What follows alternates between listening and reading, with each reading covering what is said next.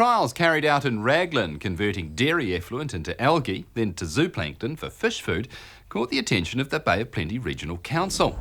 There are a number of low-lying areas in the Bay of Plenty with dairy units where nutrient runoff is an issue, as Bruce Crabb explains.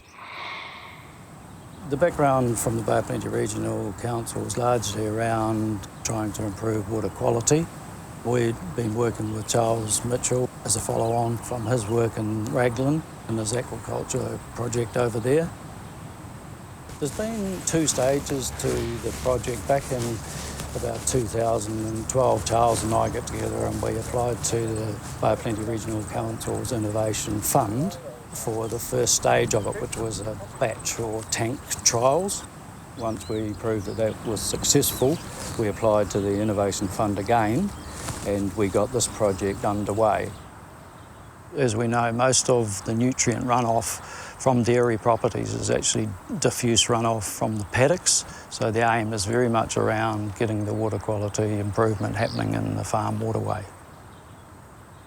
An example I think that could work really well where you have a farmer and an eel farmer who work together in some sort of a joint agreement, and the farmer's producing the algae and the eel farmer might be managing the waterway and harvesting the eels from the waterway, and I could see that that would be quite a good synergy between the landowner and the aquaculturist.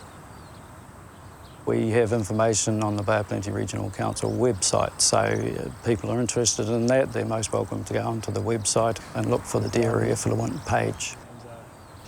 It is often asked actually why is NIWA in this space.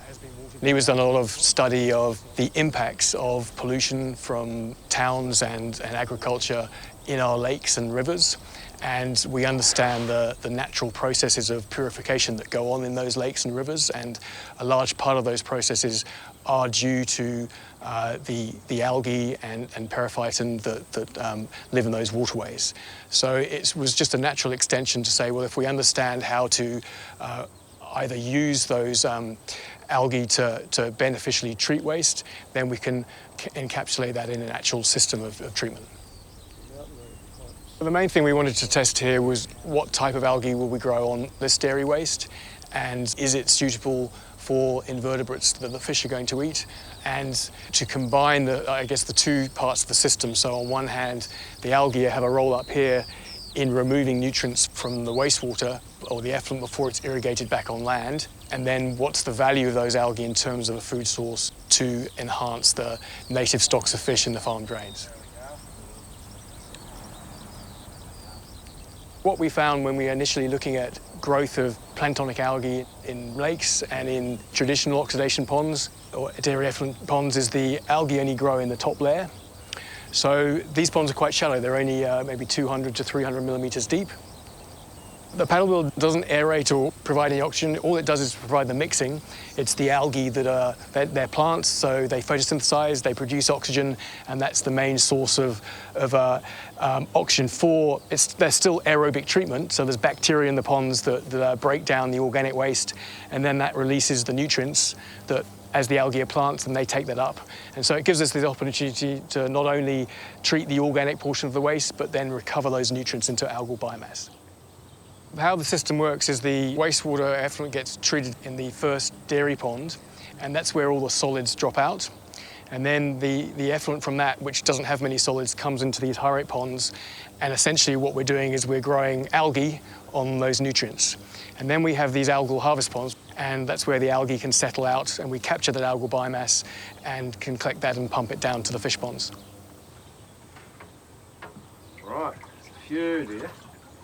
Charles was always interested in operating his work and his business based on having no money.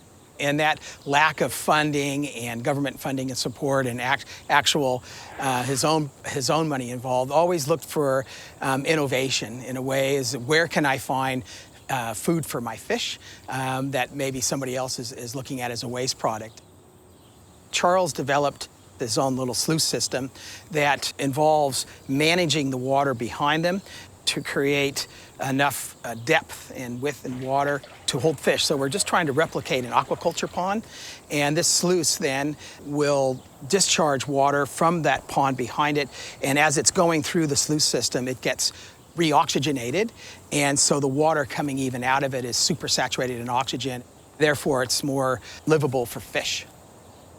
We're attracting them from all the way down from the river, and they're coming up through the farm drains, and so we're getting extended habitat, and that's what the whole project's about also, and so it has many streams, so we need more habitat to get more fish.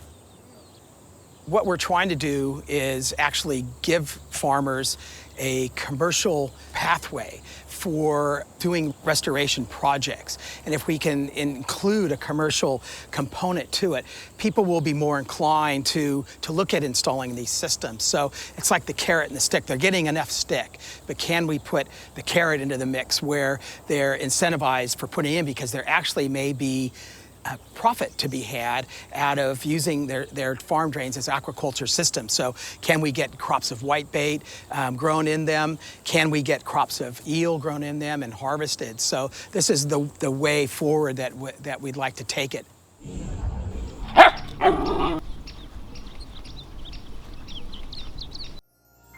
This program was made with funding from New Zealand On Air.